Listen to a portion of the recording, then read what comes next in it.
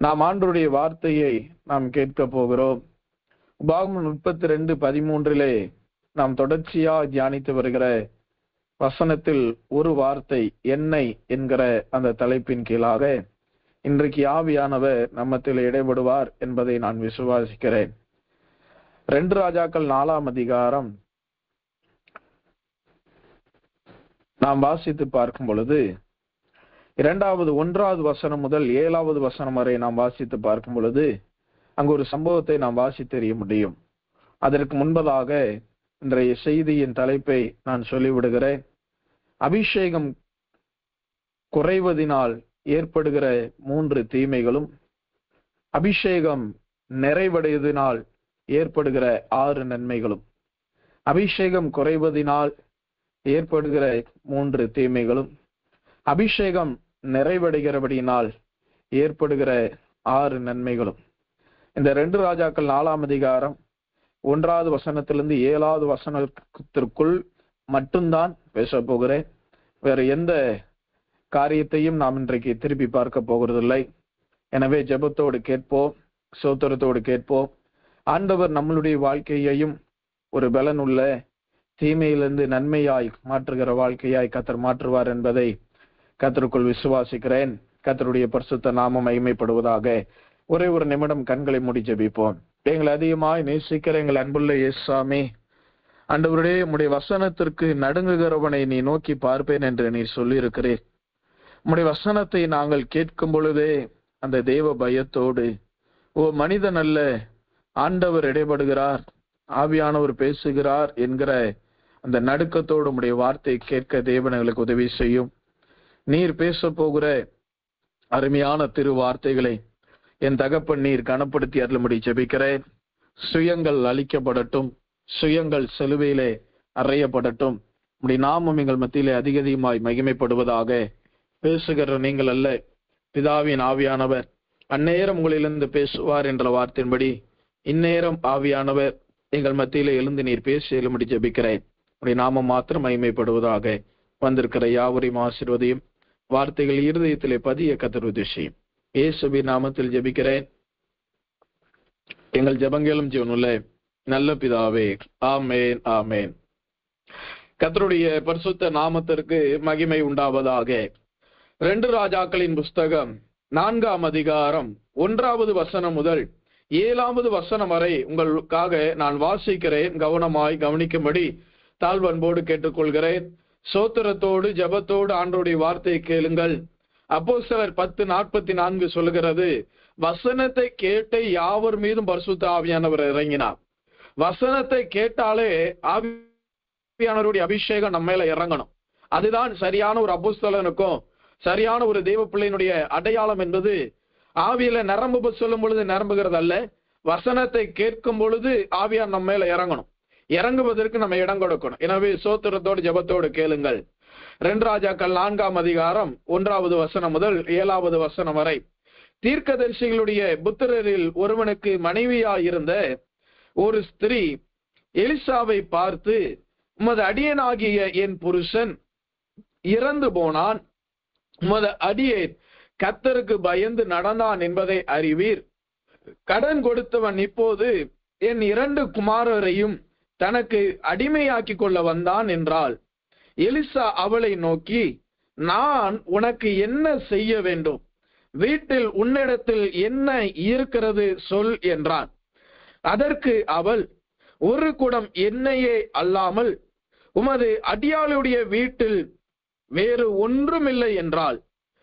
அப்பொழுது அவன், நீ போய் உன்னுடைய அயல் வீட்டுக்காரர் எல்லாரிடத்திலும் அநேகம் வெறும் பாத்திரங்களை கேட்டு வாங்கி உள்ளே போய் உன் பிள்ளைகளுடன் உள்ளே நின்று கதவை பூட்டி அந்த பாத்திரங்கள் எல்லாவற்றிலையும் வார்த்து நிறைந்ததை ஒரு பக்கத்திலே வை என்றான். அவள் அவனிடத்திலிருந்தே போய் தன் பிள்ளைகளுடன் கதவை பூட்டி கொண்டு இவர்கள் பாத்திரங்களை அவளிடத்தில் கொடுக்க அவள் அவைகளில் வார்த்தாள். அந்த பாத்திரங்கள் நிறைந்த பின்பு அவள் தன் மகன் ஒருவனை நோக்கி, இன்னும் ஒரு பாத்திரம் கொண்டு வா என்றாள். அதற்கு அவன், வேறே பாத்திரம் இல்லை என்றான். அப்பொழுது எண்ணெய் நின்று போயிற்று. அவள் போய் தேவனுடைய மனுஷனுக்கு அதை அறிவித்தாள். அப்பொழுது அவன், நீ போய் அந்த எண்ணெயை விற்று உன் கடனை தீர்த்து மீந்ததை கொண்டு நீயும் உன் பிள்ளைகளும் ஜீவனம் பண்ணுங்கள் என்றான். கர்த்தருடைய பரிசுத்த நாமத்திற்கு மகிமை உண்டாவதாக. ஒரு தீர்க்கதரிசி புத்திரரில் ஒருவருக்கு மனைவியாய் இருந்த ஒரு ஸ்திரீயினுடைய வாழ்க்கையை குறித்துதான் இந்த 2 ராஜாக்கள் 4ஆம் அதிகாரம் 1 முதல் 7 வரை வாசிக்க கேட்டோம். அவளுடைய கணவன் ஒரு தீர்க்கதரிசி. அவன் தேவனுக்கு பயந்து வாழ்ந்தவன். அவனுடைய குடும்பம் அழகிய ஒரு கூட்டு குடும்பமாய் ஒரு தனிமையிலே வாழ்ந்தாலும் அழகான 2 பிள்ளைகளையும் தேவன் கொடுத்து ஆசீர்வதித்திருந்தார். இவர்களுடைய வாழ்க்கையில இருந்த பிரச்சனை என்னவென்றால், இந்த தீர்க்கதரிசியா இருந்த ஒரு தேவனுடைய மனுஷன் ஒரு மனுஷனிடத்திலே போய் கடன் வாங்கி விடுகிறான். அந்த கடனை அடைப்பதற்கு முன்பதாக அந்த மனிதன் மரணத்தை சந்திக்கிறான், மரித்தும் போய் விடுகிறான். இப்பொழுது இவள் ஒரு கைம்பெண்ணாய், ஒரு விதவையாய் இவள் கைவிடப்படுகிறாள். 2 பிள்ளைகளும் அனாதையாக்கப்படுகிறார்கள். தகப்பனை இழந்தபடியினால் தன்னுடைய வாழ்க்கையில் இருக்கிற அதிகாரத்தை இழந்தவர்களாய் நடுத்தருவிற்கு வருகிற ஒரு சூழ்நிலை வருகிறது. அப்பொழுதுதான் எலிசா என்கிற தேவனுடைய மனுஷன் அந்த விதவையினுடைய வாழ்க்கையிலே குறுக்கிடுகிறான். அப்படி குறுக்கிடும் பொழுது தன்னுடைய எல்லா நிலவரத்தையும் எலிசாவின் இடத்துல எடுத்து சொல்லுகிறாள். எடுத்து சொன்னவுடன் எலிசா எந்த மறு வார்த்தையும் பேசாமல் அவன் கேட்கிற ஒரு கேள்வி என்ன, உனக்கு நான் என்ன செய்ய வேண்டும் என்று கேட்கிறான். அதற்கு அவள் சொல்லுகிறது என்ன, என்னிடத்துல ஒன்றுமில்லை, உன்னிடத்தில் என்ன இருக்கிறது என்று கேட்கிறான். உனக்கு என்ன செய்ய வேண்டும் என்று கேட்கிறான். அவள் சொல்லுகிற ஒரு பதில் என்ன, என்னிடத்தில் ஒரு குடம் எண்ணெயே அல்லாமல் வேறு ஒன்றுமில்லை என்று சொல்லுகிறான்.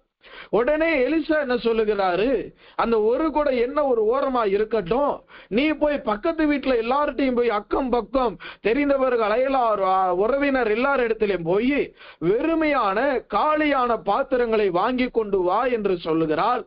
அந்த மனுஷனுடைய வார்த்தையை கேட்டு வெறுமையான பாத்திரங்களை வாங்கிட்டு வந்து வீட்டிற்குள்ளே போய் கதவை போட்டு இந்த எண்ணெயை ஊற்ற ஆரம்பி என்று சொன்னவுடன் அந்த பாத்திரங்கள் ஒவ்வொன்றாய் ஊற்ற பாத்திரங்கள் எல்லாம் நிரம்பி வழிகிறது.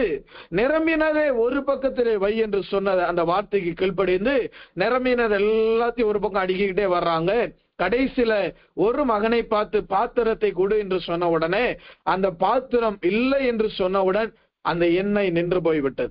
உடனே அதோடு எலிசாவை அந்த ஸ்திரியானவள் மறந்து போகவில்லை.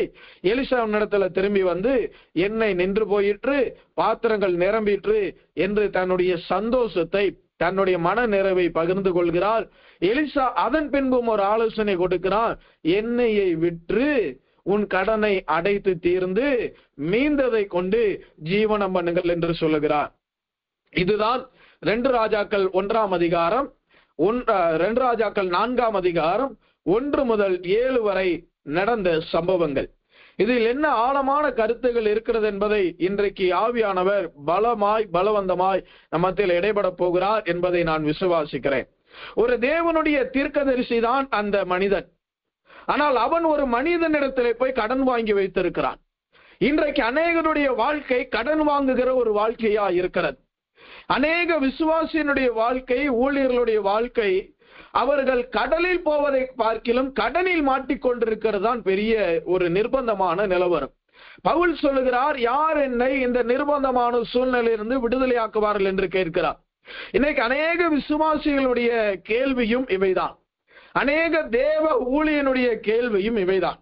நான் ஒரு இடத்துல ஊழியம் செய்த பொழுது ஒரு ஊழியர் கர்த்தருக்குள் மரித்து விட்டார்.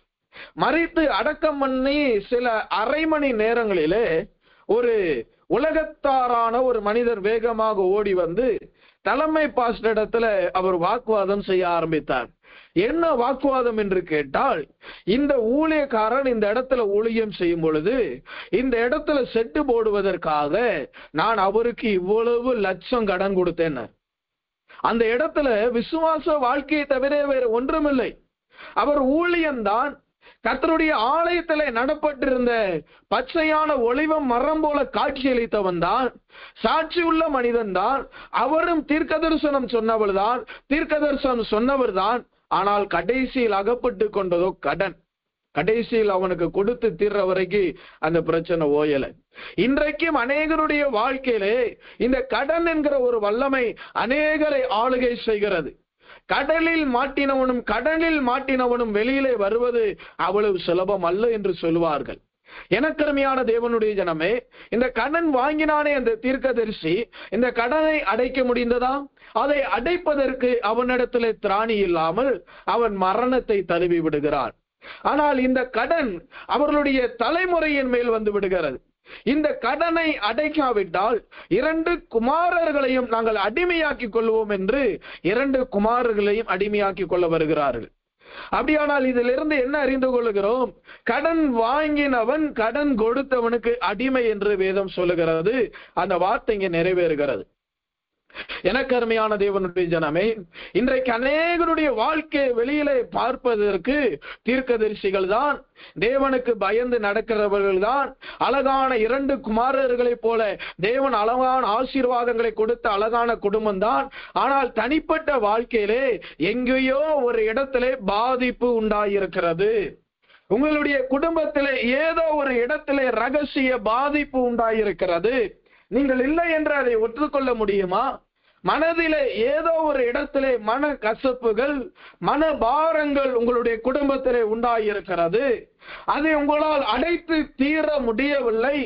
அது தலைமுறையாய் தொடர்ந்து வருகிறது. சில இடங்கள்ல பிள்ளைகள் தகப்பன் வாங்கின கடனை பிள்ளைகள் அடைக்கிறதை பார்த்திருக்கிறேன். பிள்ளைகள் வாங்கின கடனை தகப்பன் அடைக்கிறதையும் பார்த்திருக்கிறேன். இன்றைக்கு அநேகருடைய வாழ்க்கை ஏதோ ஒரு இடத்தில் நிர்பந்தமான மனிதனாய் வாழ்ந்து கொண்டிருக்கிறார்கள். எனக்கருமையான தேவனுடைய ஜனமே, இந்த 1 குடம் எண்ணெய் என்பது எதை காண்பிக்கிறது? 1 குடம் எண்ணெய் என்பது அது பரிசுத்த ஆவியின் அபிஷேகத்தை காண்பிக்கிறது. ஒரு மனிதனுக்குள் அபிஷேகம் இருக்க வேண்டுமானால், ஒரு மனிதனுக்குள் அபிஷேகம் இருக்குமானால் அது நிறைவாய் இருக்க வேண்டும். இந்த சம்பவத்தில் வருகிற எலிசாவை குறித்து நீங்கள் வேதத்திலே வாசித்து பார்ப்பீர்களானால், எலிசா மரித்து அடக்கம் பண்ணப்படுகிறான். அவன் எலும்புகள் வெளியிலே நீட்டிக் கொண்டிருக்கும் பொழுது ஒரு பிரேதத்தை தூக்கி கொண்டு வருகிறார்கள்.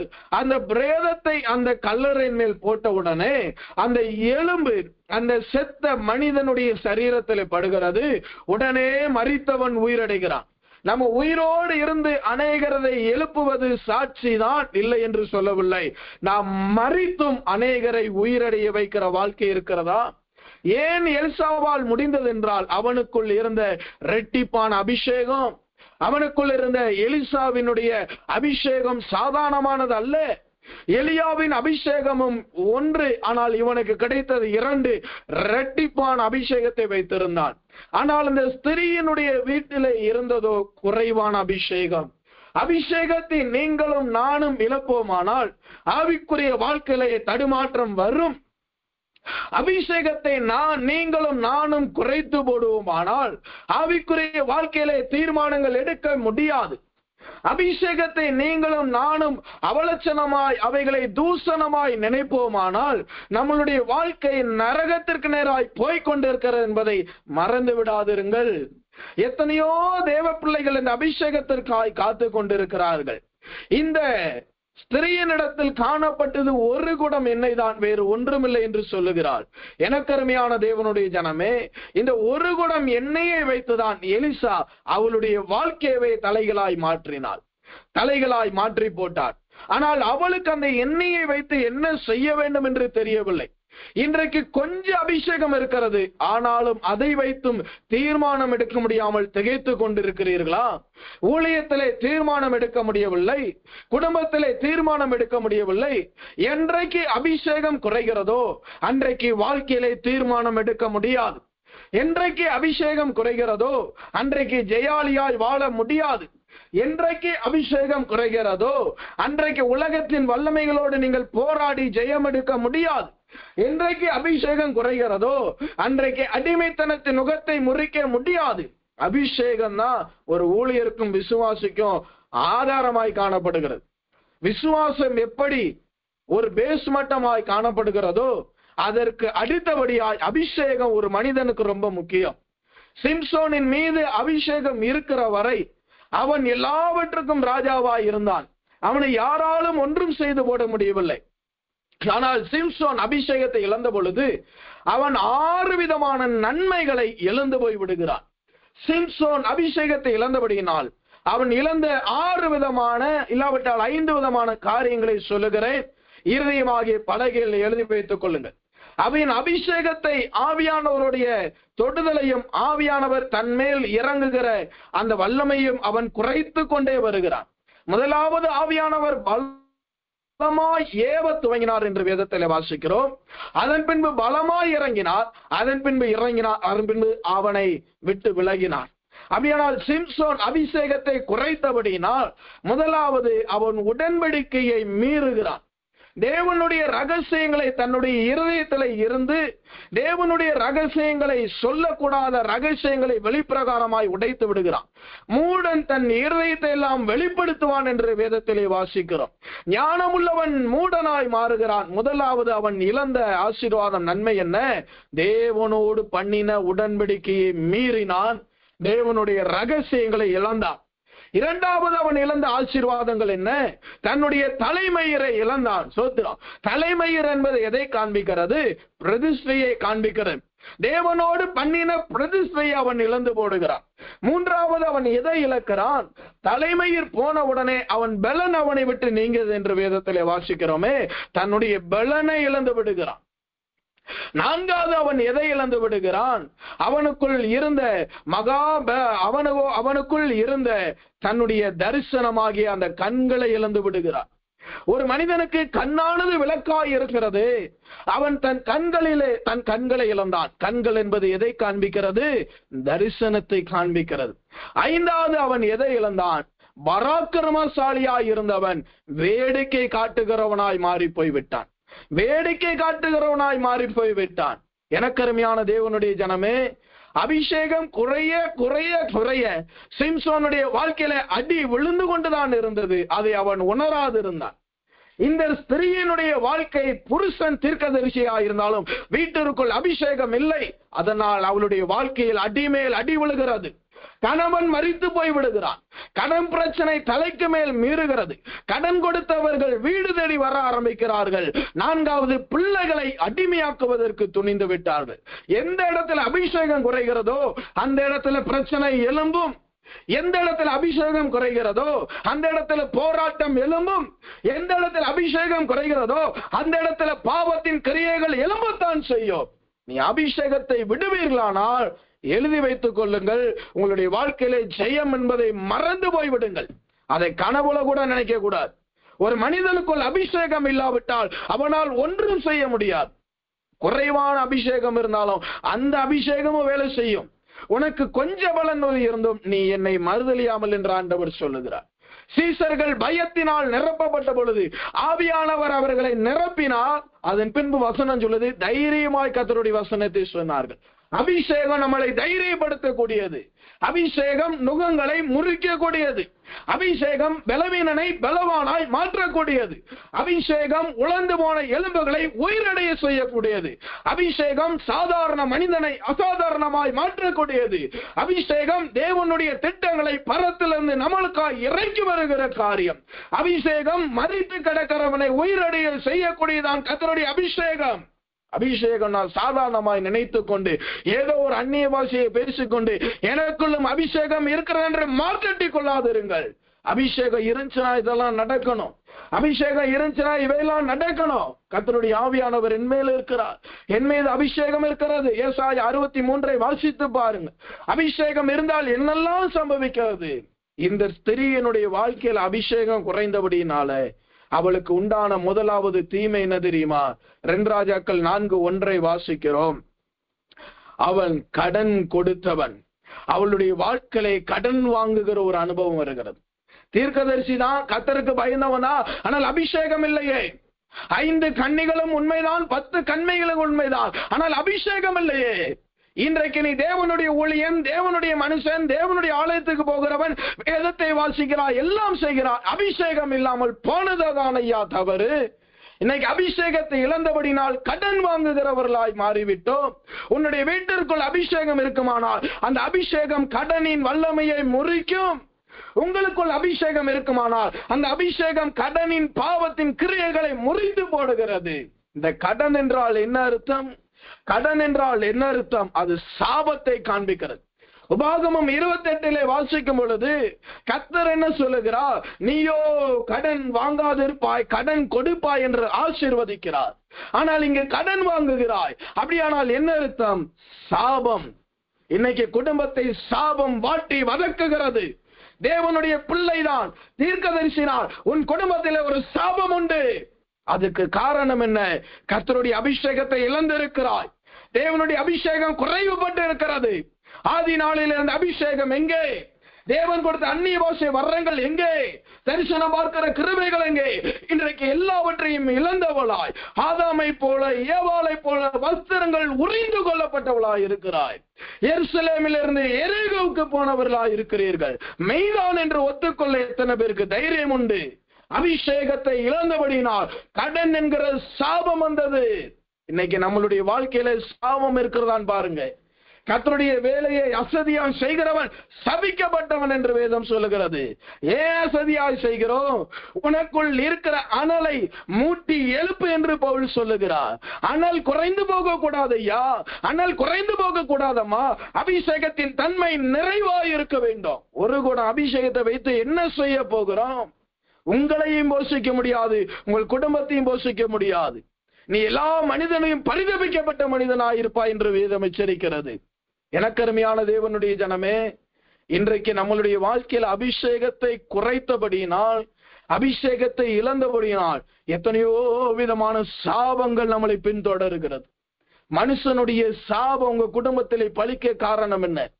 மற்றவர்களுடைய சாபம் குடும்பத்திலே நிறைவேற காரணம் என்ன? உங்களை தூசிக்கிறவனுடைய சாபம் குடும்பத்தை ஆளுகை செய்ய காரணம் என்ன? நான் உன்னை பராமரிக்கும் தேவன் என்று ஆண்டவர் சொன்னாரே. தேவனையும் எதிர்த்து ஒரு சாபம் கிரியை செய்கிறதானால் காரணம் என்ன? அபிஷேகத்தை எங்கே தொலைச்சிட்டீங்க. அந்த மனிதன் கோடாரியை தொலைத்தான், ஆனா அது திரும்பி வர்ற வரைக்கும் அவன் இந்த இடத்த விட்டு போகல. எனக்கு அந்த கோடாரி தான் வேணும்னு சொன்னான். இன்னைக்கு அந்த அபிஷேகத்தின் மேல வாஞ்ச இருக்குதா? அபிஷேகத்தின் மேல வாஞ்ச இருக்கிறதா? மோசையை போல கற்பலைகளை உடைத்து போட்டு எனக்கென்னு சுற்றி கொண்டு இருக்கிறோமா? அடுத்த அந்த கற்பலைகளை பத்தி மோசை யோசிக்கவே இல்லை. கர்த்தர் தான் சொல்றாரு, மோசை கற்பலைகளை இழைத்து கொண்டு வா, நீயே எழுதுன்ட்டார். முதல்ல எழுதுன ஆண்டவர், ரெண்டாவது மோசை நீயே எழுது, நீயே எழுது. முதல் டைம் ஆண்டவர் அபிஷேகத்தை கொடுக்கிறாரு. ரெண்டாவது டைம் அபிஷேகத்தை இழந்தோம்னா கோடாரிக்காய் நின்ற மனிதனை போல நம்ம அபிஷேகத்திற்காய் தரித்து நிற்கணும். அபிஷேகம் என்பது சாதாரண ஒரு வல்லமை அல்ல. எத்தனையோ காரியங்களை சொல்லி முடிக்கலாம். சாபம் இன்றைக்கு அநேகருடைய குடும்பத்தை ஆளுகை செய்வதற்கு ஒரே காரணம் என்ன தெரியுமா? அபிஷேகம் குறைந்து போயிருக்கிறது. சாபத்தை ஒரு பக்கமும் அபிஷேகத்தை ஒரு பக்கம் வைத்து மோதி பார்ப்போமானால் நான் அடித்து சொல்லுகிறேன், அபிஷேகம் தான் ஜெயம் எடுக்கும். எந்த மனிதனுடைய சாபமும் சத்துருனுடைய சாபமும் உன் குடும்பத்தை ஆளுகை செய்ய தேவன் விடமாட்டார். கிறிஸ்து என்றால் அபிஷேகம் பண்ணப்பட்டவர் என்ற அர்த்தம். இயேசு கிறிஸ்து என்கிற அபிஷேகம் பண்ணப்பட்டவர் உங்களுக்குள், உங்கள் வீட்டிற்குள் இருப்பாரானால் உங்களுடைய வீடை சாபம் ஆளுகை செய்யாது, உங்கள் பிள்ளைகளை சாபம் ஆளுகை செய்யாது, உங்கள் குடும்பத்தை சாபம் ஆளுகை செய்யாது. அபிஷேகம் குறைந்ததுனால இன்றைக்கு இந்த ஸ்திரீயினுடைய வாழ்க்கையில முதலாவது வந்தது சாபம். நீ தீர்க்கதரிசியா இருக்கலாம், ஊழியலா இருக்கலாம், நல்ல போதகனா இருக்கலாம், யாரா இருக்கலாம், ஆனாலும் குடும்பத்தில் ஒரு சாபம் இருக்கிறதை மறந்துடாதீங்க. அது என்ன சாபம்? அபிஷேகத்தை இழந்தபடினால் வருகிற சாபம். அது எப்பேற்பட்ட சாபமா இருக்கலாம்? பொல்லாத சாபமா இருக்கலாம். தூஷிக்கிறவன், உண்மையை சொல்றவன், பொய் சொல்றவன், காரணம் இல்லாமல் விட்ட சாபம் அடைக்கலான் குருவியை போல, தகைவிலான் குருவியை போல பறந்து போகும். ஆனால் இன்னைக்கு காரணம் இல்லாமல் விட்ட சாபம் கூட பலிக்கிறது. அதிகாலையில் எழுந்து உரத்த சத்தத்தோடு தன்னுடைய சகோதரனுக்கு சொல்லுகிற ஆசீர்வாதம் சாபமாய் மாறும். சகோதரன் மூலமாய் வருகிற சாபம், பெற்றோர்கள் மூலமாய் வருகிற சாபம், இதெல்லாம் நிறைவேறுவதற்கு ஒரே காரணம் அபிஷேகத்தை தொலைச்சிட்டீங்க. அபிஷேகம் குறைஞ்சிருச்சு. அபிஷேகம் நிறைவா இருந்துச்சுன்னா சாபம் ஆசீர்வாதமாய் மாறும்.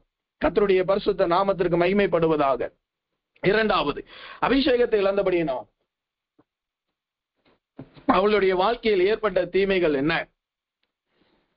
வேதத்திலே வாசிக்கும் பொழுது 2 ராஜாக்கள் 4:1 வாசிக்கும் பொழுது அவளுடைய வாழ்க்கையில் 2 பிள்ளைகளும் அடிமையாக கொள்ளையாடப்பட போகிறார்கள்.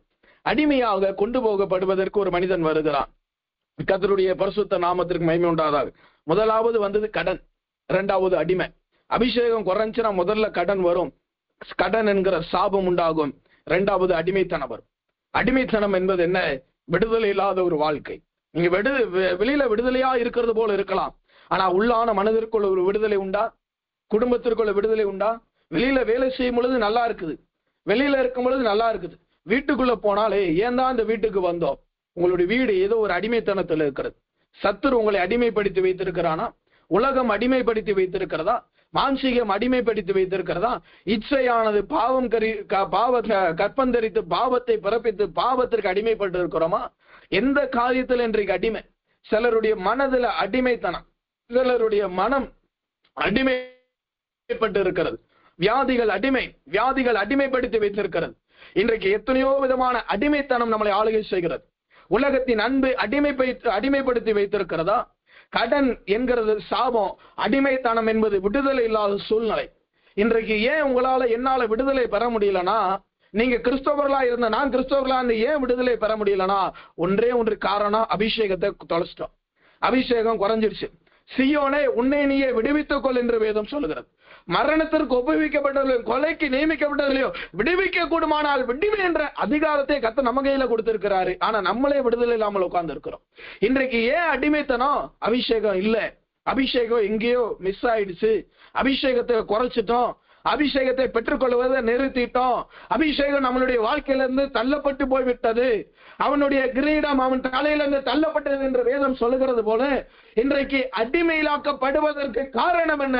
அபிஷேகத்தை குறைத்து விட்டீர்கள். அபிஷேகத்தை பயன்படுத்தல, இல்லைன்னா அபிஷேகத்தை பெற்றுக்கொள்ளல. அபிஷேகம் குறைந்தபடினால் இரண்டாவது வருகிறது அடிமைத்தனம். இன்றைக்கு சத்துருவுக்கு அடிமை, பயத்திற்கு அடிமை, கடனுக்கு அடிமை, பாவத்திற்கு சாபத்திற்கு அடிமை, உலகத்திற்கு அடிமை. தாவீது என்கிற மனிதன் வெளியில போன உடனே அவன் ஊருக்குள்ள இல்லாததை தெரிந்து கொண்டு எல்லாரும் வந்து ஸ்திரீகளையும் சிறியோர்களையும் பெரியோர்களையும் முதியோர்கள் எல்லாரையும் சூறையாடி கொண்டு போய்விட்டார்கள். தாவீதுங்கிறது ராஜாங்கிறது அபிஷேகத்தை காண்பிக்கிறது. அபிஷேகம் நம்மளுக்குள்ள இல்லைன்னா நம்மளுடைய வாழ்க்கையில இருக்கிற எல்லா காரியங்களும் அடிமைப்பட்டு போய்விடும். அன்றைக்கு ஆபிரகாமை விட்டு லோத்து பிரிந்த பொழுது, ஆபிரகாம் என்பது பிதா என்பது அபிஷேகத்தின் நிழலாட்டம். அபிஷேகம் இல்லாத பொழுது லோத்து அடிமையாக்கப்படுகிறான். என்றைக்கு அபிஷேகம் நம்மளை விட்டு போகுதோ அன்றைக்கு நம்ம அடிமை தான். அதுல மாற்று கருத்தே இல்லை. நீ வெளியில நல்லா இருக்கலாம், சிரிக்கலாம், சந்தோஷமா இருக்கலாம், ஆனால் இருதயத்துல ஏதோ ஒரு வல்லமைக்கு அடிமை. பழிவாங்குதல், கோல் சொல்லுதல், பொறாமை, தூஷணம் இவைகளுக்கு அடிமையா?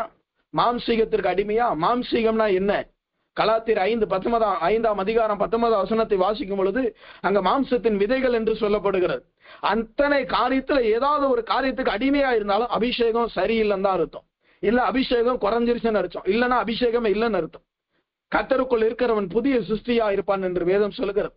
அவருக்குள்ள இருந்தா, அபிஷேகத்திற்குள்ள இருந்தா நம்மளோடு எல்லா சுபாவங்கள் புதிதா இருக்கணும். நம்மளுடைய வாழ்க்கை புதிதாய் மாறிக்கொண்டே இருக்கணும். இன்றைக்கு எந்த வல்லமை உங்களை அடிமைப்படுத்தி வைத்திருக்கிறது? ஜெபத்தோடு கேளுங்கள். இந்த செய்தி நிறைவில கர்த்தர் ஒரு விடுதலை தரப்போகிறார். அவரே அபிஷேகத்தை தரப்போகிறார். அவரே விடுதலை ஆக்க போகிறார். இது இரண்டாவது அவளுக்கு உண்டான தீமை. மூன்றாவது எப்பேற்பட்ட தீமையை சந்திக்கிறாள்? அதே 2 ராஜாக்கள் 4 அதிகாரம் 2வது வசனத்தை வாசிக்கும் பொழுது அவள் சொல்லுகிற ஒரு வார்த்தை, ஒரு குடம் எண்ணெயே அல்லாமல் உமது அடியாளுடைய வீட்டில் வேறு ஒன்றும் இல்லை, வேற ஒண்ணுமே இல்லைன்ற. அபிஷேகம் குறைந்ததுனால கடன் என்கிற சாபம் வருது. அபிஷேகம் குறைந்ததுனால அடிமைத்தனம் என்கிற விடுதலையாக்கப்படாத காரியங்கள் வருகிறது. விடுதலை இல்லாத தன்மை வருகிறது. மூன்றாவது ஒன்றுமில்லாத நிலவரத்துக்கு தள்ளப்படுகிறீர்கள். அபிஷேகம் குறைய குறைய குறைய முதலாவது சாபம், இரண்டாவது விடுதலை இல்லாத வாழ்க்கை, மூன்றாவது அது எங்க கொண்டு போகுதுன்னா ஒன்றுமில்லாத வாழ்க்கை, உணர்வில்லாத வாழ்க்கை. அவர்கள் தேவனை தேவன் என்று அறிந்தும் சோத்தரியாமல் தங்களுடைய இருதயத்திலே உணர்வில்லாமல் என்று வேதத்திலே வாசிக்கிறோமே. இன்னைக்கு தேவனை குறித்து உணர்வு இல்லை, வசனத்தை குறித்து உணர்வு இல்லை, ஆண்டவர் பேசுகிற தீர்க்க தரிசனங்களை குறித்து உணர்வு இல்லை, கர்த்தருக்கு பயப்படுகிற பயத்தை குறித்து உணர்வு இல்லை, ஒன்றுமே இல்லை என்று வேதம் சொல்லுகிறது. ஆரம்ப நாள்ல கர்த்தர் நம்மளை எவ்வளவு செழிப்பாய் வைத்திருந்தார். மனமகிழ்ச்சி இருந்தது, சந்தோஷம் இருந்தது, நிம்மதி இருந்தது, முகக்கலை இருந்தது, முகத்திலே பிரகாசம் இருந்தது. உங்களை பார்க்கிறவர்கள் தேவனுடைய பிள்ளை என்று அடையாளம் சொல்லுவார்கள். இன்றைக்கு நம்மளுடைய வாழ்க்கையில எல்லாவற்றையும் இழந்தவர்களாய் தாவீது எல்லாவற்றையும் இழந்தான் என்று வேதம் சொல்லுகிறது. அபிஷேகம் குறைய குறைய குறைய ஒவ்வொன்னா அடியாகிட்டே இருக்கும், ஒவ்வொன்னா காலியாகும். அபிஷேகம் உங்களுக்குள்ள எனக்குள்ள நிறைவா இருக்கிற வரை உங்களுக்குள் இருக்கிற அமைதியை கெடுக்க ஒருவனாலும் முடியாது. உங்களுக்குள்ள இருக்கிற சந்தோஷத்தை சமாதானத்தை கெடுக்க ஒருவராலும் முடியாது. அபிஷேகம் தாங்க. அபிஷேகத்தை இழந்தபடியினால், அபிஷேகம் அந்த ஸ்திரீயினுடைய வாழ்க்கையிலே குறைந்தபடியினால், அல்லேலூயா, அவளுடைய வாழ்க்கையிலே ஒன்றுமில்லாத நிலவரத்துக்கு தள்ளப்படுகிறாள். ஒன்றுமே இல்லாத நிலவரத்துக்கு தள்ளப்படுகிறாள். எனக்கு அருமையான தேவனுடைய ஜனமே, இன்றைக்கு நம்மளுடைய வாழ்க்கையில ஒன்றுமில்லாத நிலவரம் ஏன் வருது தெரியுமா? அபிஷேகத்தை குறைச்சிட்டோம். என் வாழ்க்கை வெறுமையா இருக்கிறது, என் வாழ்க்கையில ஒண்ணுமே இல்லை, ஒரு நன்மையும் இல்லை, ஒரு ஆசீர்வாதமும் இல்லை, நான் எதுக்கு இருக்கிறேனே தெரியல என்று புலம்பிக் கொண்டிருக்கிறீர்களா? அபிஷேகத்தை இழந்திருக்கிறாய். அபிஷேகம் குறையப்பட்டிருக்கிறது. ஒரு கூட எண்ணெய் தான் இருக்கிறது. அதை வைத்து என்ன செய்ய முடியும்? அந்த ஒரு கூட எண்ணெயை வைத்து நீங்கள் என்ன செய்ய முடியும்? எனக்கு அருமையான தேவனுடைய ஜனமே, அன்றைக்கு அந்த ஸ்திரீயினுடைய வாழ்க்கையிலே இத்தனை தீமைகள் நடக்கும் பொழுது குறுக்கிட்ட எலிசாவை போல உங்களுடைய வாழ்க்கையில இவ்வளவு தீங்குகள் நடக்கும் பொழுது கர்த்தருடைய வார்த்தையாகிய இயேசு கிறிஸ்து இப்பொழுது குறுக்கிடுகிறார். அன்றைக்கு அந்த ஸ்திரீயினுடைய வாழ்க்கையில எலிசா குறுக்கிட்டது போல இன்றைக்கு இந்த இரவு நேரத்திலே கர்த்தருடைய வார்த்தையை கேட்டுக்கொண்டிருக்கிற உங்களுடைய வாழ்க்கையிலையும் இயேசு என்கிற அருள்நாதர் தெய்வம் உங்களுடைய வாழ்க்கையிலே குறுக்கிடுகிறார்.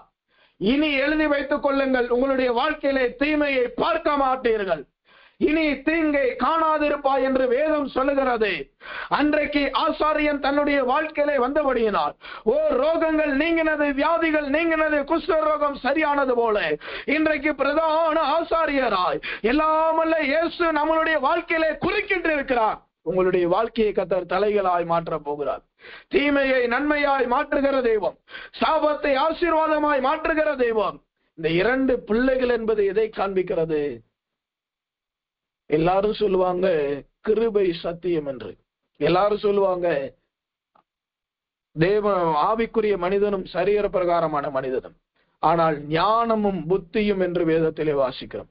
ஒரு மனிதன் தேவனுக்குள்ள இருக்கணும்னா இந்த ஞானமும் புத்தியும் அவனை விட்டு போயிடுச்சுன்னா அவன் அடிமையாக்கப்பட்டுருவான். எனவேதான் ஞானத்தையும் புத்தியையும் பிசாசானவன் திருடும்படி வருகிறான்.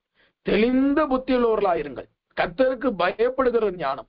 எனக்கு அருமையான தேவனுடைய ஜனமே, இன்றைக்கு ஞானத்தை இழந்தவர்களாய், புத்தியை இழந்தவர்களாய், விடுதலை இல்லாத தன்மையினால் சாபத்தின் நிலவரத்திலே ஒன்றுமில்லாத வெறுமையான நிலவரத்தில் வந்திருக்கிறீர்களா? கவலைப்பட வேண்டாம். எலிசாவை போல இன்றைக்கு எல்லாமுள்ள தேவன் உங்களுடைய வாழ்க்கையில குறுக்கிடுகிறார். உன்னுடைய வாழ்க்கையில தேவன் வருகிறார். இதுவரை எந்த நிலவரமாயிருந்தாலும் எழுதி வைத்துக் கொள்ளுங்கள், இன்று கர்த்தர் உங்கள் நிலவரத்தை மாற்றுகிறார். இன்று உங்களுடைய நிலவரத்தை கர்த்தர் மாற்றுகிறார். அன்றைக்கு கானான் ஊரின் கல்யாண வீட்டிலே குறுக்கிட்ட இயேசுவை போல வெறுமையை பார்த்து ஒதுங்கி போகாத தகப்பன், உங்களுடைய என்னுடைய வெறுமையான நிலவரத்தை பார்த்து அருவருக்காத தெய்வம், ஐயோ என் பிள்ளை தீமையை அனுபவித்தது போதும், என் மகன் தீங்கு அனுபவித்தது போதும், என் குமாரன் குமாரத்தை தீங்கு அனுபவித்தது போதும், நான் போனால்தான் அந்த தீமையை மாற்ற முடியும் என்று பரத்தை விட்டு பூலோகத்திற்கு இறங்கி வந்த இயேசு நம்மளுடைய வாழ்க்கையிலே குறுக்கிடுகிறார். இனி என்ன நடக்க போகுதுன்னு மட்டும் பாருங்க. எலிசா குறுக்கிட்டபடினால் என்ன நடந்தது தெரியுமா?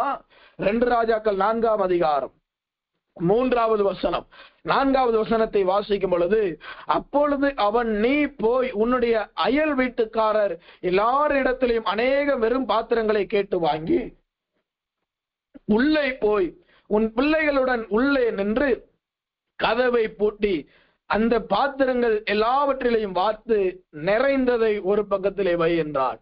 இதனுடைய அர்த்தம் என்ன? வெறுமை நிரப்பப்படுகிறது. அபிஷேகம் நிறைய எலிசா என்கிற தேவனுடைய மனிதன் அந்த ஸ்திரீயினுடைய வாழ்க்கையில வந்ததுனால முதலாவது நீங்கினது வெறுமை. இன்றைக்கு இயேசு கிறிஸ்து என்கிற அபிஷேகம் பெற்றவர், அபிஷேகத்தினால் நிரப்புகிறவர், எண்ணெய் என்கிற அபிஷேகம் நம்மளுடைய வாழ்க்கையில வருகிறதுனால நம்மளுடைய வெறுமை நிரப்பப்படுகிறது. எல்லாரிடத்துல வெறும் பாத்திரங்களை கேட்டு வாங்கிக்கொள் என்று 3வது வசனம் சொல்லுகிறது. 4வது வசனம் நிறைந்ததை ஒரு பக்கத்திலே வை என்று முடிக்கிறார். அப்படியானால் என்ன அர்த்தம்? உங்களுடைய வாழ்க்கையில இதுவரைக்கும் எந்த பகுதியில நீங்கள் வெறுமையை சந்தித்திருந்தாலும் அபிஷேகத்துல நிரம்பும் பொழுது, அபிஷேகம் நிறைவாய் உங்களுக்குள் வரும் பொழுது, நீங்கள் அபிஷேகத்தை நிறைவாய் பெற்றுக்கொள்ளும் பொழுது, உங்களுடைய வாழ்க்கையில இருக்கிற எல்லா தனிமையின் வெறுமையை கர்த்தர் நிரப்புவார். ஆண்டவருடைய வசனம் தைரியமாய் சொல்லுகிறது. வெறுமையான பாத்திரங்கள் நிரப்பப்பட்டது. அவளுடைய பாத்திரங்கள் மட்டுமல்ல, அவளால் உங்களுடைய அவள் எல்லா பாத்திரங்களையும் நிரப்பினாள். அநேகருடைய காரியங்களை தேவன் உங்களை கொண்டு நிரப்புவார். எந்தெந்த பகுதியில வெறுமை இருக்குதோ, இன்றைக்கு கர்த்தர் நம்மளுடைய எண்ணெய் என்கிற அபிஷேகத்தினால் உங்களை நிரப்ப போகிறார். அபிஷேகம் வரும் பொழுது உங்களுடைய வாழ்க்கையில இருக்கிற எல்லா வெறுமையும் நிறைவாயாக்கப்படும். எல்லா வெறுமையும் நிறைவான ஆசீர்வாதங்களினால் நிரப்பப்படும். உங்கள் வீடு பாத்திரங்களினால், ஆசீர்வாதங்களினால் பண்டங்கள் சாலையை போல தேவன் உங்களை ஆசீர்வதிக்க போகிறார். அபிஷேகம் ஒரு மனிதனுக்குள் வருமானால் முதலாவது அவன் வெறுமையை உடைத்தறிந்து அவன் நிரப்பப்படுகிறான். அவனுக்குள்ள இருக்கிற அபிஷேகம் தன்னுடைய வீட்டை நிரப்புகிறது. இயேசுவானவர் பேதுருவோட வீட்டிற்கு போனார். அங்கிருந்தது வியாதி என்கிற ஒரு வெறுமை. இயேசு போனவுடன் அந்த வியாதி நீங்க அவள் உட்கார்ந்தாள். அந்த இடத்துல மனமகிழ்ச்சி என்கிற ஒரு நிரப்புதல் வந்தது. எனக்கு அருமையான தேவனுடைய ஜனமே, இன்றைக்கு நம்மளுடைய வாழ்க்கையில் அபிஷேகம் நிறைவாய் வரும் பொழுது முதலாவது வெறும் பாத்திரங்கள் நிரப்பப்படுகிறது. நான் ஒரு வெறுமை, நான் ஒன்றுக்கும் பயன்படாதவங்க, நான் ஒன்றுக்கும் பயன்படாதவன், எனக்கு ஒன்னும் பிரயோஜனம் இல்லை, நான் எதுக்கு இருக்கிறேனே தெரியலன்னு புலம்பிக் கொண்டிருந்தீங்களே, அபிஷேகம் உங்களுக்குள் எனக்குள் நிறைவாய் இருந்தால் வெறுமையா இருக்கிறதை கர்த்தர் நிறைவாய் நிரப்புவார். நிறைவாய் நிரப்புவார். நீங்கள் வேலை செய்கிற இடத்துல, தொழில் செய்கிற இடத்துல, உங்களுடைய குடும்பத்துல, உங்களுடைய தனிப்பட்ட ஜீவியத்துல கர்த்தர் உங்களை நிரப்ப போகிறார். அபிஷேகம் என்பது நிறைவுள்ளவனாய் மாற்றுகிறது.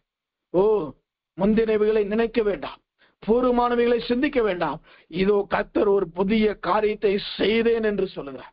கர்த்தர் ஒரு புதிய காரியத்தை செய்தேன் என்று சொல்லுகிறார். அது இப்பொழுதே தோன்றும். உங்களுடைய வாழ்க்கையில கர்த்தர் ஒரு புதிய காரியத்தை செய்ய போகிறார். குறைவுகள் எல்லாம் அவருடைய மகிமையினால் நிறைவாக்கப்பட போகிறது. உங்களுடைய வாழ்க்கையில குறைவுகள் எல்லாம் நிறைவாக்குகிற தேவன் அவர். எவ்வளவு குறைவு இருந்தாலும் அபிஷேகம் என்கிற கிறிஸ்து என்கிற அபிஷேகம் இன்றைக்கு உங்களை வெறுமையான இடத்திலிருந்து நிறைவான இடத்திற்கு கொண்டு வர போகிறது. இரண்டாவது, அபிஷேகம் நிறைவானால், அபிஷேகம் நம்மளுடைய வாழ்க்கையில வருமானால் என்ன நடக்கும் தெரியுமா? 2 ராஜாக்கள் 4ஆம் அதிகாரம் 5வது வசனத்தை வாசிக்கும் பொழுது, அவள் அவனிடத்திலே போய் தன் பிள்ளைகளுடனே கதவை பூட்டிக் கொண்டு இவர்கள் பாத்திரங்களை அவளிடத்திலே கொடுக்க அவள் அவைகளில் வார்த்தாள். வார்க்கிற ஒரு அனுபவம் வருதுங்க. முதலாவது அபிஷேகம் வரும் பொழுது, நிறைவாக்கப்படும் பொழுது நம்மளுடைய வாழ்க்கையில் இருக்கிற வெறுமையை கர்த்தர் நீக்குகிறார். இரண்டாவது, வார்க்கிற அனுபவம். வார்க்கிறது என்றால் என்ன அர்த்தம்? நீ எல்லாருக்கும் தாரை வார்த்துக்கிட்டே இருப்பியான்னு கேட்பாங்க. இன்றைக்கு நம்மளுடைய வாழ்க்கை ஒருவருக்கும் கொடுக்க முடியாமல், ஊழியத்திற்கும் செலவிட முடியாமல், தேவ பிள்ளைகளுக்கும் கொடுக்க முடியாமல், தேவனுடைய காரியத்திற்கும் நம்ம செலவிட முடியாமல் போவதற்கு காரணம் என்ன தெரியுமா? உங்களுடைய இல்லாமை இல்லை, இயலாமை இல்லை, அபிஷேகம் இல்லை, வேற எந்த காரணமும் கிடையாது. அவளுக்குள் அபிஷேகம் நிறைவாய் வந்த பொழுது, அபிஷேகம் என்ன என்கிற அந்த அபிஷேகம் வர வர வர வர முதலாவது வெறுமை அவளிடத்திலிருந்து மாறுகிறது, அவளிடத்திலிருந்து எடுக்கப்படுகிறது. இரண்டாவது, அநேகருக்கு அவர் தாரை வார்த்தார், அநேகருக்கு கொடுக்கிறவளாய் மாறினாள், அநேகருடைய பாத்திரங்களை நிரப்பினாள், அயல் வீட்டுக்காரர் எல்லாருடைய பாத்திரங்களை நிரப்புகிறவளாய் மாறினாள். அவள் வார்த்தாள் என்று வேதம் சொல்லுகிறது. நீங்கள் அநேகருக்கு கொடுக்கணும், ஊழியத்திற்கு கொடுக்கணும், ஏழைகளுக்கு கொடுக்கணும், கரம் கொடுக்கிற ஊழியத்திற்கு உதவி செய்யணும்னு நினைக்கிறேன், இருக்குது, ஆனாலும் செய்ய முடியல அப்படின்னா அது பேர் தடை கிடையாது. அபிஷேகம் குறைந்து போயிருக்கிறது. அபிஷேகம் உங்களுக்குள் இருக்குமானால் அவர் அபிஷேகம் உங்களை எல்லாவற்றையும் போதிக்கும் என்று வேதவசனம் சொல்லுகிறது. நீங்கள் அநேகருக்கு கொடுக்க வேண்டும் என்றால் அபிஷேகம் யாருக்குள்ள நிறைவா இருக்கிறதோ அவர்களால் தான் கொடுக்க முடியும். பாஸ்டர் சத்தியநேசன் என்ற ஒரு தேவ மனிதர் வாழ்ந்தார். அவர் தேவனை நேரடியாய் சந்தித்து பேசுகிற மிகப்பெரிய பரிசுத்தவான். அவர் ஆலயத்திலிருந்து ஞாயிறு ஆராதனை, மற்ற கூட்டங்கள், வேதபாட கூட்டம், மற்ற சுத்திகரிப்பு கூட்டம் முடித்துட்டு வரும்போது அவர் பயங்கரமான கிருபை வரங்கள் பெற்ற மனிதர். பேய்கள் அவரை கண்டு அலரும், பிசாசுகள் தலையிலிருந்து ஓடும், மரித்து கிடக்கிறவனை கூட எழுப்புவார். அந்த அளவிற்கு அன்னகனாய் ஊழியம் செய்த நல்ல ஒரு பரிசுத்தவான். அவர் ஆலயத்தில் இருந்து வரும் பொழுது அவர் தன்னுடைய ஜிப்பால கைவிட்டு, 2 பக்கமும் கைவிட்டு, தன்னுடைய ஜிப்பால இருக்கிற அத்தனை பணத்தையும் ரொம்ப கஷ்டப்பட்டு கையேந்தி வருகிற தாய்மார்களுக்கு கொடுத்துக்கிட்டே வருவாராம். அவர் கொடுத்துக்கிட்டே வருவார். ஆலயத்திலிருந்து, சபையிலிருந்து, அந்த பிரசங்க பீடத்திலிருந்து வந்த உடனே ஜெபித்து காணிக்க அநேகர் அவருக்கு கொடுப்பாங்க. அவர் ஒன்றையும் உள்ள கொண்டு போக மாட்டாரா ரூமுக்கு, எல்லாத்தையும் தன்னுடைய ஜிப்பால இருந்து கொடுப்பார். தன்னுடைய வஸ்திரத்திலிருந்து வர்ற எல்லாருக்கும் எவ்வளவு கொடுக்கிறாருன்னு அவருக்கே தெரியாது. சில நேரம் இவ்வளவுதான் காணிக்க கொடுத்திருப்பாங்கிறது அவருடைய கையில தொடும்போதே தெரியும். ஆனா கொடுக்க கொடுக்க அவருடைய ஜிப்பால இருந்து வந்துகிட்டே இருக்கும். அவருக்குள்ள இந்த அபிஷேகம் அந்த காரியத்தை செய்தது. அவருக்குள் இந்த அபிஷேகம் அந்த வல்லமையை செய்தது. நான் கண்டு ஒரு ஊழியர் உண்டு. அவர் ஒரு கூட்டத்திற்கு அழைத்த பொழுது வந்து உட்கார்ந்தார். அவருக்கு ஒரு கண்ணு சரியா தெரியாது, நடக்க வர முடியாது. அந்த கூட்டம் முடிந்த உடனே அவரை எல்லாரும் பார்த்து ஆசீர்வாதம் வாங்கி ஜெபித்து கொண்டிருந்தார்கள். அப்ப நிறைய போய் தலைமை பாஸ்டர், வயதுல மூத்தவர், முடியாதுன்னு சொல்லி நிறைய பேர் விசுவாசிகள், நல்ல பணக்காரர்கள் நிறைய காணிக்கை கொடுத்தாங்க. அவரை நான் பார்த்துக்கிட்டே இருக்கிறேன். அவரை நான் தான் கூட்டு வரணும். தூரத்துல இருந்து விசுவாசிகளை அழைத்து கொண்டு வர்றாங்க. வரும்போது ஒரு 10 தாய்மார்கள், வயதானவங்க, ரொம்ப முடியாதவங்க, 2-3 ஐயாமாரெல்லாம் அப்படியே வரிசையில ஓரமா நிக்கிறாங்க. இவர் என்ன நினைத்தாருன்னே தெரியல. அப்படியே அந்த ட்ரெஸ் உள்ள கை விட்டு அப்படியே வர்ற காசெல்லாம் அள்ளி அள்ளி கொடுக்குறேன். சரின்னு கார்ல ஏறி உட்கார வச்சாச்சு. போகும்போது வாட்ச்மேனை பார்த்துட்டாரு. போற காரை நிப்பாட்டி, கிளம்ப போற காரை நிப்பாட்டி தன்னுடைய பையில இந்த பணத்தை எடுத்து அப்படியே அள்ளி கொடுத்தாரு. நான் கண்ணார பார்த்த சாட்சி. அவருடைய மரணம் விசேஷமா இருந்தது. அவர் எல்லாரும் என்னென்னமோ சொன்னாங்க. ஆனால் அவருக்குள்ள இந்த அபிஷேகம் அவரை கொடுக்க வைத்தது. விட்டு கொடுக்கிறவன் கெட்டு போவது என்று உலகத்தார் சொல்லுகிறார்களே, இன்றைக்கு ஆண்டவருக்கு கொடுக்க வேண்டுமானால் முதலாவது அபிஷேகம் இருக்கணும். இல்லாவிட்டால் எல்லாவற்றையும் அடக்கி வைத்து, எல்லாவற்றையும் வைத்து நம்மளுடைய வாழ்க்கை நம்மளை அழித்து போட்டு விடுகிறோம். அபிஷேகம் நமக்குள்ள நிறைவா இருந்தால்தான் மனப்பூர்வமா கொடுக்க முடியும். கர்த்தருடைய ஆவி எவர்களை ஏவினதோ அவர்களுடைய உள்ளம் எழுப்புதல் அடைந்து ஆசாரிப்பு கூடாரத்திற்கு காணிக்க கொடுத்தாங்க. அதனாலதான் சொல்றேன், அபிஷேகம் இருந்தால்தான் ஆண்டவருடைய ஆலயத்திற்கும் கொடுக்க முடியும், ஆட்களுக்கும் கொடுக்க முடியும். இன்னைக்கு ஏன் கொடுக்க முடியல, ஏன் நம்மளால வார்க்க முடியலன்னா ஒன்னே ஒண்ணுதான், அபிஷேகம் இல்லை, அபிஷேகம் குறைந்துடுச்சு. இந்த அபிஷேகம் அந்த ஸ்திரீக்குள் நிறைவாய் வந்தவுடன் முதலாவது அவளிடத்துல இருக்கிற வெறுமை நீங்குகிறது. 2வது அநேகருக்கு வார்க்கிறவளாய் மாறுகிறாள். ரெபெக்காள் தன்னுடைய ஒட்டங்களுக்கு, எலியேசர் கொண்டு வந்த ஒட்டகங்களுக்கு தண்ணீர் வாழ்த்தாள். இன்னைக்கு அநேகருக்கு வார்க்கிற அனுபவத்திற்கு கடந்து வரணும்னா அபிஷேகத்திற்குள் கடந்து வாருங்கள். கர்த்தருடைய நாமம் மகிமைப்படுவதாக. 3வது, அவளுக்குள் அபிஷேகம் வந்தபடியினால் அவளுக்குள் என்ன உண்டானது? 2 ராஜாக்கள் 4ஆம் அதிகாரம் 7வது வசனத்தை வாசிக்கும் பொழுது, 2 ராஜாக்கள் 4:7 வாசிக்கும் பொழுது, அவள் போய் தேவனுடைய மனுஷனுக்கு அதை அறிவித்தான். அப்பொழுது அவன், நீ போய் எண்ணெயை விற்று உன் கடனை தீர்த்து. இந்த அபிஷேகம் வந்த உடனே எப்படி ஸ்டெப் பை ஸ்டெப்பா அவளுடைய வாழ்க்கை மாறுது பாருங்க. வெறுமை நீங்குகிறது, அநேகருக்கு வார்க்கிறவளாய் மாறுகிறாள். 3வது சொல்லுகிறது, கடனை தீர். உங்களுடைய சாபம் தீரணும் அப்படின்னா அபிஷேகம் நிறைவா இருக்கணும். அபிஷேகம் நிறைவா இல்லைன்னா சாபம் தீராது. உங்களுடைய தனிப்பட்ட வாழ்க்கையில இருக்கிற சாபங்கள் தீர்க்கப்பட வேண்டுமானால், உங்களுடைய சுபாவத்தின் நிமித்தம், பாவத்தின் நிமித்தம் அந்த சாபங்கள் தீர்க்கப்பட வேண்டுமானால் அபிஷேகம் நமக்குள் நிறைவாய் இருக்க வேண்டும். அந்த ஸ்திரீயினுடைய வாழ்க்கையில அபிஷேகம் நிறைவாய் வந்தவுடன் அவளுடைய கடன் தீர்க்கப்பட்டது. எண்ணெய் வந்தவுடன் கடன் தீர்க்கப்பட்டது. அபிஷேகம் வந்தவுடன் நம்மளுடைய கடனாகிய சாபம் தீர்க்கப்படும். எனக்கருமையான தேவனுடைய ஜனமே, எத்தனை நாள் இந்த சாபத்தோடு போராடி கொண்டிருப்பீங்க? எத்தனை நாள் இந்த சாபத்தை விட்டு வைப்பீர்கள்? அதை அழிக்க உங்களுக்கு மனம் வரவில்லையா? எனக்கருமையான தேவனுடைய பிள்ளையே, உங்களுக்குள் தேவனுடைய ஆசீர்வாதம் இருக்க வேண்டும். நம்மளுடைய வீட்டிலே கர்த்தரின் ஆசீர்வாதம் நிலை கொண்டு இருக்க வேண்டும். சாபம் ஆளுகை செய்வதற்கு காரணம் அபிஷேகத்திலே குறைவு. இன்னைக்கு ஆண்டவர் சொல்றாரு, அபிஷேகத்தை நிறைவாய் மாற்றுகிறேன். பாத்திரங்கள் வெறுமையானது நிரப்பப்படுகிறது. நீங்கள் அநேகருக்கு வார்க்கிறவர்களாய் மாறுவீர்கள். நீங்கள் அநேகருக்கு கொடுத்தால்தான் உங்களுடைய கடனை கர்த்தர் அடைத்து போடுவார். நீங்கள் முதலாவது உங்களுடைய வெறுமையை மாற்றுகிறார். நீங்கள் அநேகருக்கு கொடுங்கள். கொடுக்கிறவனுக்கு தேவன் கொடுக்கிறார். ஏழைக்கு இறங்குறவனுக்கு கர்த்தருக்கு கடன் கொடுக்கிறார். அவன் கொடுத்ததை தேவன் திருப்பி கொடுக்கிறார். தேவன் கொடுத்தார்னா சும்மா கொடுப்பாரா? வானத்தில் பலகணிகளை திறந்து பூமியின் மகா ஆழத்தின் ஊற்று கண்களை திறந்து அவர் கொடுப்பார் என்று வேதம் சொல்லுகிறது. அவளுடைய வாழ்க்கையில் அபிஷேகம் வந்த உடனே மூன்றாவது கிடைத்த ஆசீர்வாதம், கடன் என்கிற சாபம் அவள் தலைமுறையை விட்டு போய்விட்டது. அவளை விட்டு போகல, அவங்க பிள்ளைகள் மேல் விழுந்த அந்த சாபம், அடிமைத்தனம் அவளை விட்டு போய்விட்டது. நான்காவது, இந்த அபிஷேகம் வந்தபடி நாள் நடந்தது என்ன தெரியுமா? ரொம்ப முக்கியமானது. அதே 2 ராஜாக்கள் 4:7 வாசிக்கும் பொழுது, மீதம் எடுத்தார்.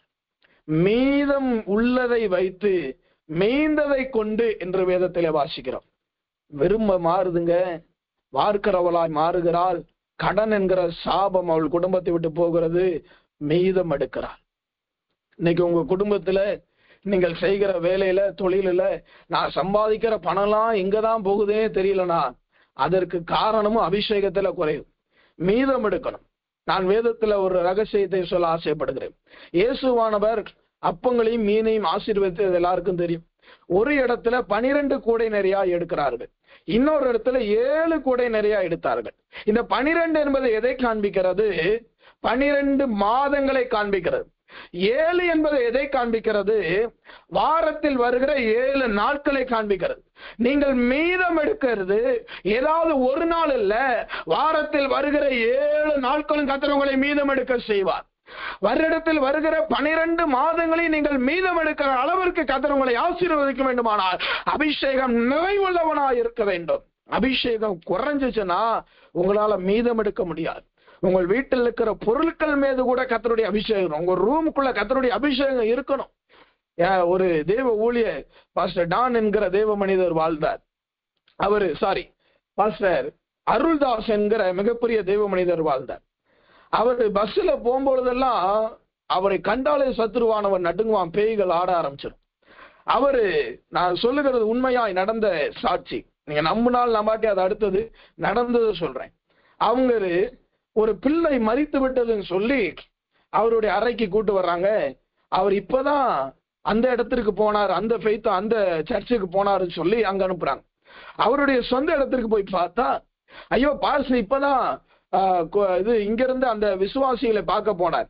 அங்க போய் பார்த்தா அந்த விசுவாசிகள் வீட்டுல இல்ல. அவரு மறுபடியும் தன்னுடைய ஜப அறைக்கு வந்தார். இப்பதான் பாஸ்டர் குளிச்சுட்டு கன்வென்ஷனுக்கு ரெடி ஆகி போனார். இந்த பிள்ளைய வச்சுட்டு அலையிறது அவங்களால தாங்க முடியல. கொண்டு வந்த அந்த பிள்ளைய தூக்கி அவர் குளித்த அந்த தண்ணி தொட்டிலே போட்டு எடுத்தாங்க. நடந்தது சொல்றேன். செத்து போன பிள்ளை அந்த உயிரோட வந்தது. இன்னைக்கு உயிரோட இருக்கிறான். சாதாரண காரியம் இல்லைங்க அபிஷேகம். உங்களுக்குள்ள இருக்கிற அபிஷேகம் உங்களுடைய அறைக்குள் நிரம்புமானால் எல்லா காரியத்திலையும் மீதம் எடுக்க முடியும்.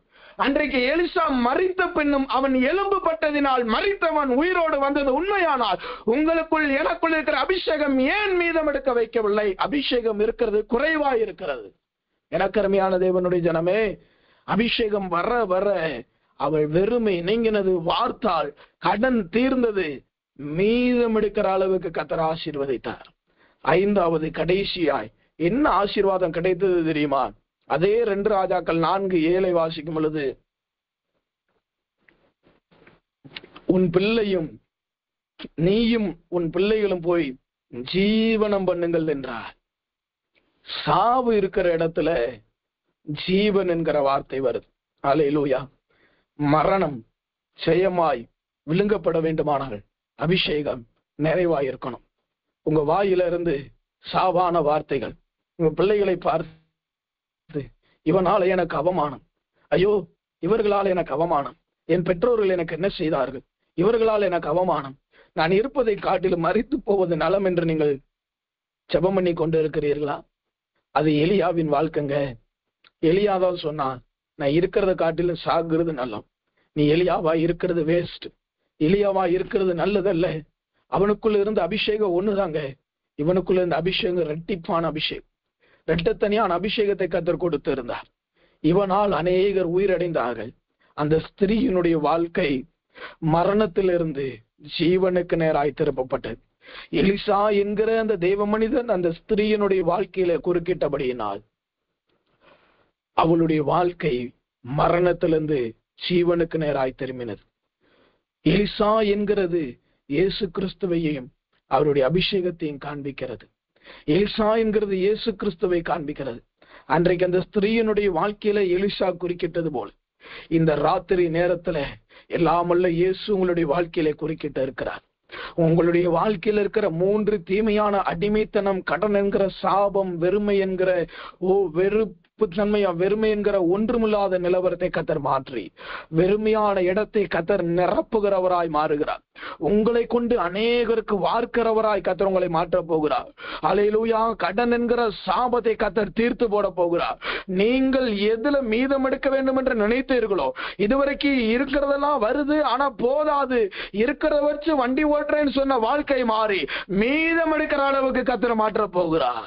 5வது ரொம்ப முக்கியம், ஜீவனம் பண்ணினார்கள். நான் இருக்கிறத சாப்பிட்டுட்டு கொஞ்ச நாள் வாழ்ந்துட்டு சாக போறேன்னு சொல்லுகிறீர்களா? கர்த்தர் உங்களை ஜீவிக்கிறவர்களாய் மாற்ற போகிறார். எலிசா வந்தபடியினால் அவளுடைய வாழ்க்கை மாறுமானால், இயேசு உங்களுடைய வாழ்க்கையில வந்திருக்கிறாரே, இந்த ராத்திரி நேரத்துல இயேசு என்கிற திரு வார்த்தை நம்மளுடைய வாழ்க்கையில வந்திருக்கிறதே, இப்பொழுதும் ஆண்டவர் ஒரு வாய்ப்பு கொடுக்கிறார். மட்டுப்படுத்தாதிருங்கள், அல்ல தட்டாதிருங்கள். சரியா ஒரு 5 நிமிடம் கர்த்தருடைய அபிஷேகத்திற்கு ஒப்பு கொடுப்போம். சரியா ஒரு 5 நிமிடம் கர்த்தருடைய ஆவியானவருக்கு ஒப்பு கொடுப்போம். ஆண்டவரே, என்னுடைய வாழ்க்கையில அபிஷேகம் குறைந்தது உண்மைதான் எத்தனை பேர் நம்புகிறீங்க? அபிஷேகம் இருக்குது ஆனால் போதுமானதா இராது என்று எத்தனை பேர் நம்புகிறீங்க? அபிஷேகத்தை இழந்துட்டீங்கன்னா வாழ்வதை காட்டிலும் சாவது மேல் என்று நான் சொல்லுவேன். என் மேன்மை பாராட்டுதலை ஒருவன் அவமாக்குவான், ஆனால் நான் சாவது நலம். அந்த மேன்மையை அபிஷேகத்தின் மூலமாக தான் கிடைக்கிறது. கர்த்தருடைய ஊழியக்காரன் என்றால் அவனை சுற்றிலும் 10 பந்தோபஸ்துகள் வருவதினால், அவன் தன்னை மேன்மையாய் பேசுவதனால் அல்ல, அவனோடு தேவ பிரசன்னம் வரணும், அபிஷேகம் வரணும். அபிஷேகம் தாங்க ஒருவனை உயர்த்துகிறது. தாவீதை உயர்த்தினது அபிஷேகம் தான். இன்றைக்கு உங்களையும் என்னையும் மாற்றப் போகிறது. என்னை குறைந்தபடினால் 3 தீமை, என்னை வந்தபடினால் 6 நன்மை. அது எதை காண்பிக்கிறது? ரெட்டிப்பான ஆசீர்வாதம். கண்களை மூடுவோம். இப்ப நீங்க ஜெபம் பண்ண போகிறீங்க, நானும் ஜெபிக்க போகிறேன். கர்த்தர் நிறைவான ஒரு அபிஷேகத்தை தரப்போகிறார். இதுவரை இல்லாத ஒரு அபிஷேகத்தை என் தேவன் எனக்கு தர வேண்டும் என்று எத்தனை பேர் விரும்புகிறீங்க? அவர்கள் மாத்திரம் இருக்கிற இடத்துல கண்ணை மூடி, முடிந்தால் முகங்கால் படிட்டு நல்லா சோத்திரம் பண்ணுங்க. சோத்திரம் பண்ணி கொண்டிருக்கும் பொழுது ஆவியானவர் அந்நிய பாஷையில பேச வைப்பார். இடைவிடாமல் அந்நிய பாஷையில் பேசுங்க. ஒருவேளை ஆவியானவர் நம்மளை பலவந்தமாய் நிரப்பினால் நிரப்புவதற்கு ஒப்பு கொடுங்க. 1 தீர்மானம் பண்ணுங்க, அடிமையிலிருந்து வெளியில வரணும். கடன் என்கிற சாபத்திலிருந்து வெளியில வரணும், விடுதலையாக்கப்படணும். ஒன்றுமில்லாத நிலவரத்திலிருந்து என் குடும்பம் எல்லாருக்கும் முன்பதாய் நல்லா இருக்கணும்னு நினைச்சீங்கன்னா இப்ப கண்ண மூடி ஜெபம் பண்ணுவோம். ஹல்லேலூயா, ஹல்லேலூயா, ஹல்லேலூயா, ஹல்லேலூயா, ஹல்லேலூயா. அபிஷேகத்தை எங்களுக்கு தாருமையா. நாங்களுடைய அபிஷேகத்தை இழந்தது உண்மைதான் ஐயா. நாங்களுடைய கிருபையை இழந்தது உண்மைதான் ஐயா. ஆண்டவர் ஸ்திரியானவள் எலிசாட்ட உண்மையை சொன்னா, என்னிடத்துல வேறு ஒன்றும் இல்லை. ஆண்டவர்கிட்ட சொல்லுங்க, என்னிடத்துல ஒன்றும் இல்லை சப்பா, எல்லாவற்றையும் இழந்தவனாய் வந்திருக்கிறேன், எல்லாவற்றையும் இழந்தவளாய் வந்திருக்கிறேன், நான் ஒன்றுமில்லாதவளாய் வந்திருக்கிறேன். அன்றைக்கு எலிசாவின் மூலமாய் அவளுடைய வாழ்க்கையை நீர் ஆசீர்வதித்தது போல பாவியாக என்னுடைய வாழ்க்கையை இந்த ராத்திரி நேரத்தில் ஆசீர்வதிப்பீராக. என்னுடைய வாழ்க்கையை தலைகளாய் புரட்டி போடுவீராக. என்னுடைய வாழ்க்கையில் இருக்கிற சாபத்தை மாற்றுவீராக. ஆண்டவரே, காரணத்தினால் வந்த சாபம், காரணமில்லாத வந்த சாபம், ஆண்டவரே எரிகோவை கட்டினபடினால் வந்த சாபம், நீரனை சபித்த சாபத்தை ஆசீர்வாதமாய் மாற்றும் ஐயா. ஆண்டவருடைய பாதத்தை விடாதிருங்க. கண்ணீரோடு ஜெபிக்கிறவர்களை கர்த்தர் நிரப்ப போகிறார். வாஞ்சி உள்ளவன் மீது ஆண்டவர் அபிஷேகத்தை பொழிந்தர போகிறார். கேட்கிற எவனும் பெற்றுக்கொள்வான் என்று ஆண்டவர் சொல்லுகிறதை பார்க்கிறேன். சத்தத்தை உயர்த்தி ஜெபம்.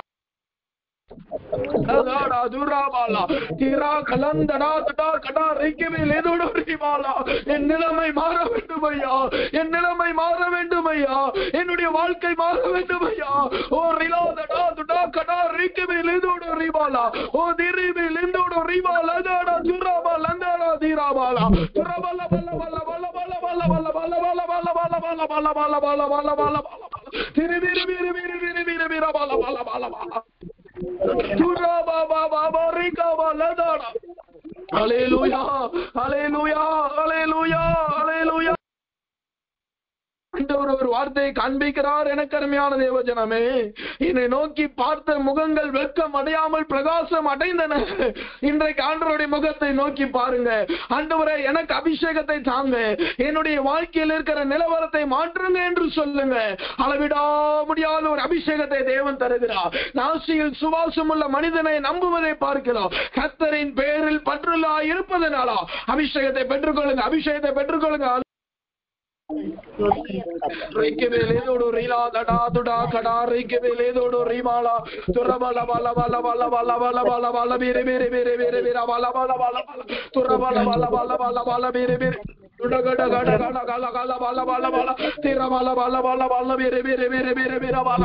ஆண்டவரே, என்னுடைய சாபம் நீங்கட்டும், என்னுடைய அடிமைத்தனம் நீங்கட்டும், என்னுடைய வெறுமை நீங்கட்டும்.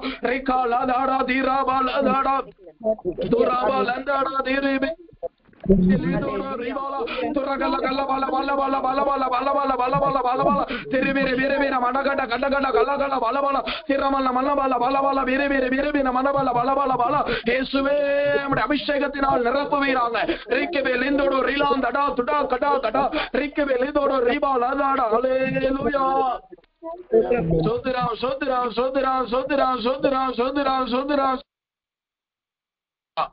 ஒரு புதிய எண்ணெய் இருக்கிறது என்று ஆண்டவர் சொல்லுகிறதை பார்க்கிறேன். ஒரு புதிய எண்ணெய் ஆயத்தமாய் காத்து கொண்டிருக்கிறது. இதுவரை இருந்த அபிஷேகம் போதாது, அது குறைவுபட்டது.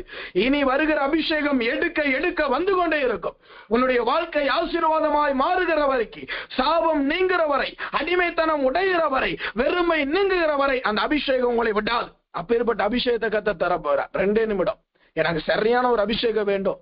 பலவான்களை முறியடிக்கக்கூடியது, பலப்படுத்தக்கூடிய அபிஷேகம், தகுதி இல்லாதவனை தகுதியாக்கக்கூடியது அபிஷேகம். இதை வேணும்னா கேளுங்க, கர்த்தர் தருகிறார் என்பதை நான் விசுவாசிக்கிறேன். எல்லாரும் ஆண்டவரே எனக்கு அந்த புதிய எண்ணெயை தாரும் என்று ஜெபம் பண்ணி ஆவியில நிரம்பி ஆண்டவர்கிட்ட கேட்போம்.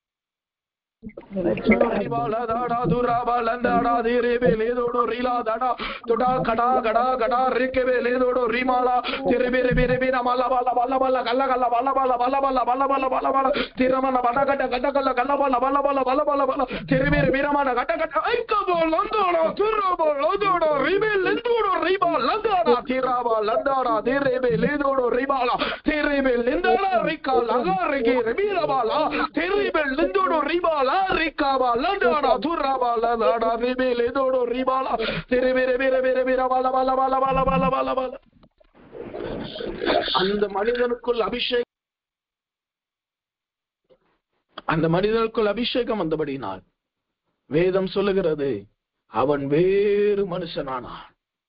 அந்த ஸ்திரீயினுடைய வாழ்க்கையில அபிஷேகம் வந்தபடியினால், எண்ணெய் நிறைவாய் வந்தபடியினால் அவளுடைய வாழ்க்கை வேறு மனுஷியாய் மாற்றினது. ஆண்டவர் அந்த வார்த்தையை காண்பிக்கிறார். நீ வேறு மனுஷனானாய், நீ வேறு மனுஷியானாய்.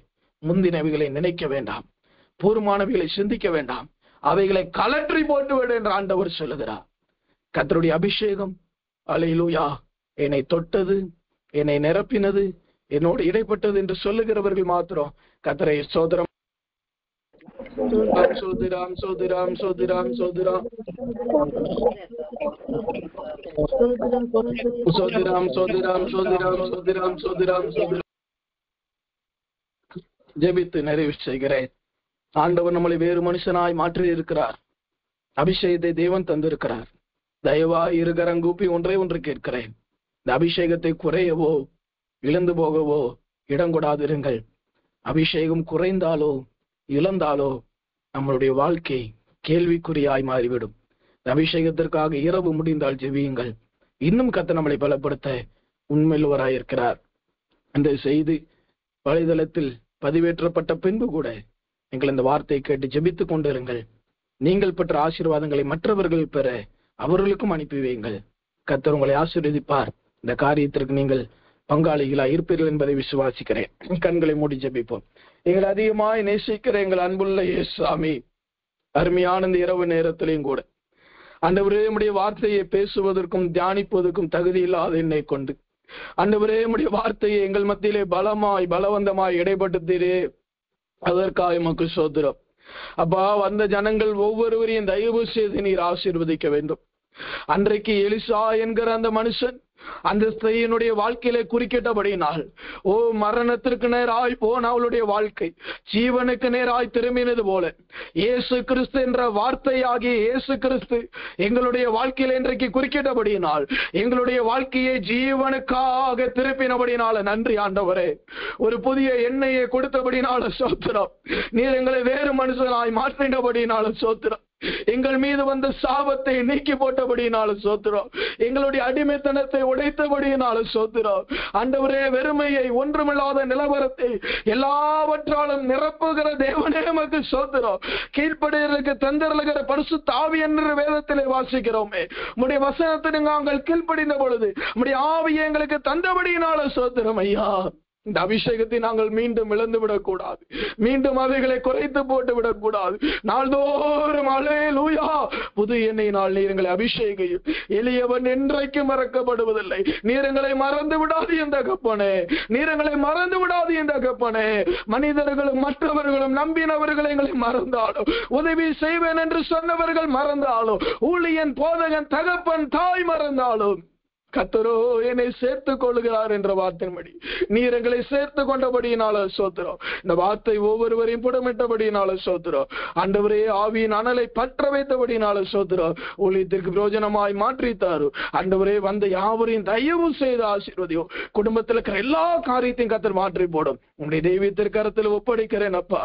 மீதியான காரியங்களை பொறுப்படும். இரவு நேரங்களிலேயும் ஆண்டவரே நீர் எங்களோடு இடைப்படும். அதற்கு நாங்கள் உம்மோடு இடைப்பட எங்களுக்கு உதவி செய்யும். ஆண்டவரே, கர்த்தருக்கு சித்தமானால் எங்களுடைய மரணமும் உம்முடைய வருகையும் தாமதிக்குமானால் அதிகாலை இருட்டோட ஜெபத்திலே உம்முடைய சமூகத்திலே வந்து காத்திருந்து ஜெபிக்க கர்த்தர் எங்களை ஆயத்தப்படுத்தும். எல்லாவற்றையும் தெய்வத்திற்கு கரத்திலே தாழ்த்துகிறேன், ஒப்படைக்கிறேன், சமர்ப்பிக்கிறேன். ஆசீர்வதி இயேசுவின் நாமத்தில் ஜெபிக்கிறேன் எங்கள் ஜெபங்களும் ஜீவனுள்ள நல்ல பிதாவே. ஆமென், ஆமென், ஆமென்.